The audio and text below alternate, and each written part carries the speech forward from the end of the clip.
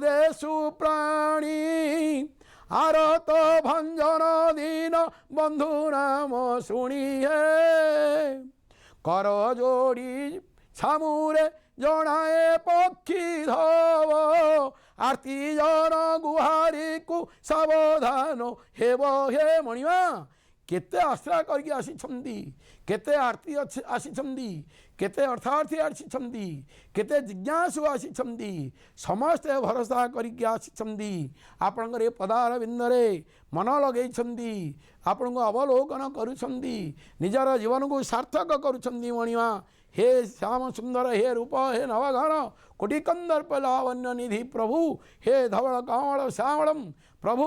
आपण लांगल मुसल धारण करिछंदी पिठियाशक माने पिठी लगाउछंदी एकरे देखंतु प्रभु को केते प्रकार ठेला मारुछंदी हे मणिमा हे विश्व ब्रह्मांड नायक हे बड़ खाउंद श्रीवत्स खंड शालर मणिमा आज आपण माने भक्त माने किभली भाव में आपण को नौछंदी छेची कची प्रभु केते कष्ट हो नथिबो हे मणिमा सतरे जगत को तुम्हें आज अंगीकारबद्ध कर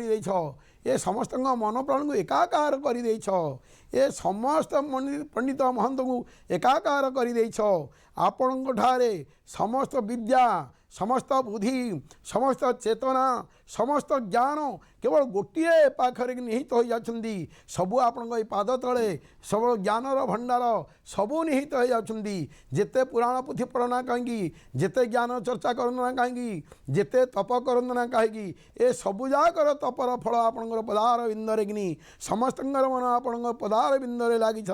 अजात पक्षी मातर खगा स्तन्यं यथावश्च तार क्षुदार्थ प्रियं प्रिय विशुद्ध विसन्ना बिंदार बिंदखे विदक्षेत हे महाप्रभु मम तम श्लोक जनेषु संख्यम संसार चक्रे भ्रमत स्वकर्म त्वनमात्मन दालगे हसाशक्तम चितस्य नाथ भूयात् असार संसारे परिभ्रमेण निपत्यमानं खलु रोग शोकै मामूर्धरस्मात् भव दुःख जातात् पदम्बुजो से शरण प्रपन्नम आपण पाद तले कोटि कोटि प्रणिपात करुछु ए असार संसार रे परिभ्रमण करी करी केवल शेषकू ए भव संसार रे निपत्य पाप कूल रे आमे दग्धीभूत होचु आपण होचुनी समस्त कारण कारण अशरण शरण